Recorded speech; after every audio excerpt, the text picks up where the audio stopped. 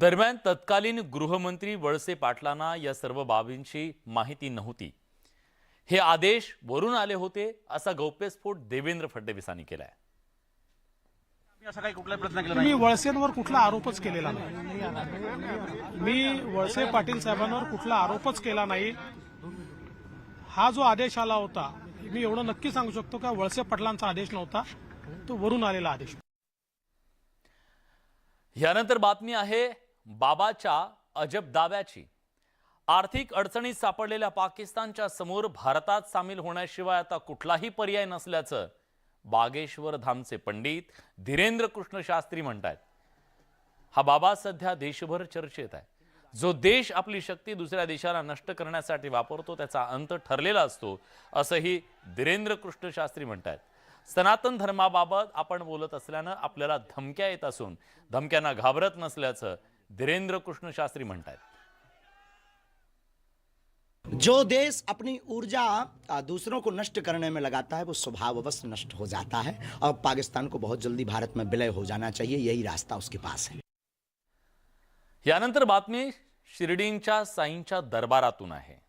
शिर्डी हे लाखो भाविकांचं श्रद्धास्थान। दररोज हजारो भाविक साईंच्या चरणी लीन होतात।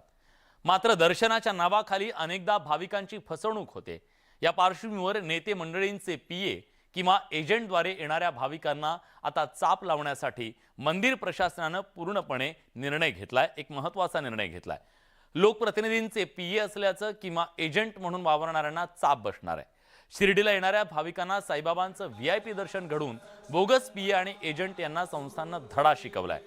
आजी माजी आमदार खासदार तसंच विश्वस्तांच्या पीएंना मंदिर परिसरात नो एंट्री असणार।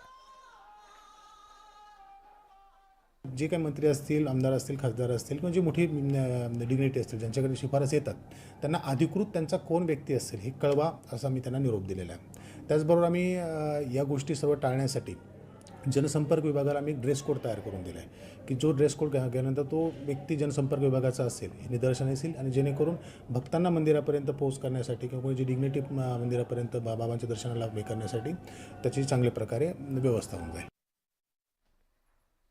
पीए नकोच आहेत आणि संस्थांनी या विषयात कठोर निर्णय करावा। संस्थांनी जो निर्णय घेतला आहे की पीएन वगैरे तिथं आम्ही अलाउड करणार नाही आणि ज्यांना पास पाहिजे त्यांनी संस्थांना पत्र द्यावं, तर हा संस्थांचा निर्णय स्वागतार्ह आहे। त्याची अंमलबजावणी फक्त काटेकोरपणे व्हावी।